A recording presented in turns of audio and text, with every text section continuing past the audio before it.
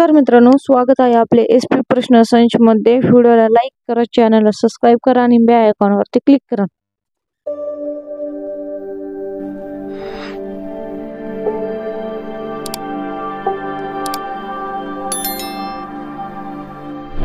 सन 1848 मध्ये महात्मा फुले यांनी मुलीसाठी पुण्यातील पहिली शाळा पुण्यातल्या कोणत्या भागात सुरू केली? उत्तर बुधवारपेठ।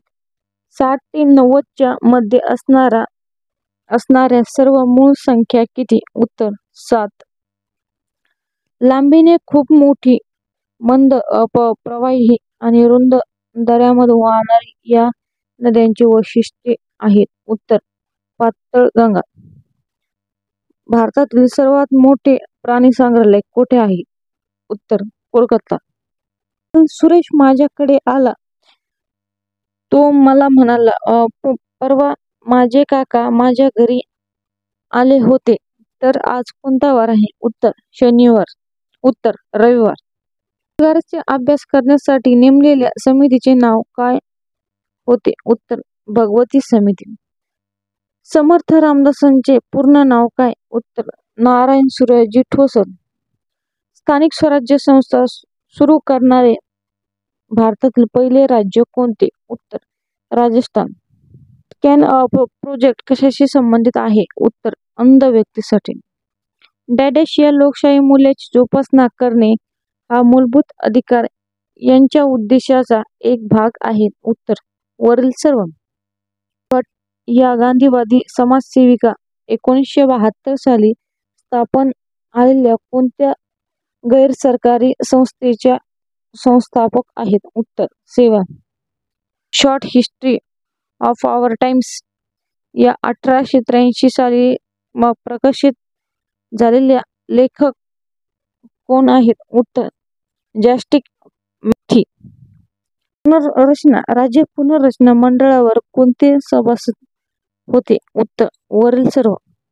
खालीलपैकी कोणती माती चहा उत्पादनासाठी चांगली आहे? उत्तर पर्वतीय माती। अमेरिका व कॅनडा स्थित भारतीयांनी कोणती संघटना स्थापन केली? उत्तर गदर। भारताच्या जीडीपी मध्ये पर्यटन क्षेत्राचे योगदान किती बिलियन डॉलर आहे? उत्तर 178। मुलीला शिक्षित केल्याने एक व्यक्ती शिक्षित होतो, परंतु मुलीच्या शिक्षणापूर्वी संपूर्ण कुटुंब शिक्षित होते, हे विधान कोणी केले? उत्तर पंडित नेहरू यांनी। स्वराज्य पक्षाचे ध्येय काय होते? उत्तर ब्रिटिश साम्राज्याअंतर्गत स्वराज्य। शिक्षण म्हणजे शरीर, मन म्हणजे आत्मा ही त्रयीमध्ये सुप्त उत्तम आहे, त्यांचा सर्वांगीण विकास असे कोणी म्हटले आहे? उत्तर महात्मा गांधी। महाराष्ट्रात तृणधान्य पिकामध्ये सर्वात जास्त क्षेत्र आणि उत्पादन डॅश या पिकाखाली आहेत? उत्तर ज्वारी। नारायण श्रीपाद राजहंस यांना कोणत्या नावाने ओळखले जाते? उत्तर बालगंधर्व। तुम्ही मला रक्त घ्या, मी तुम्हाला स्वातंत्र्य देईन, असे कोणी म्हणाले? उत्तर सुभाषचंद्र बोस यांनी।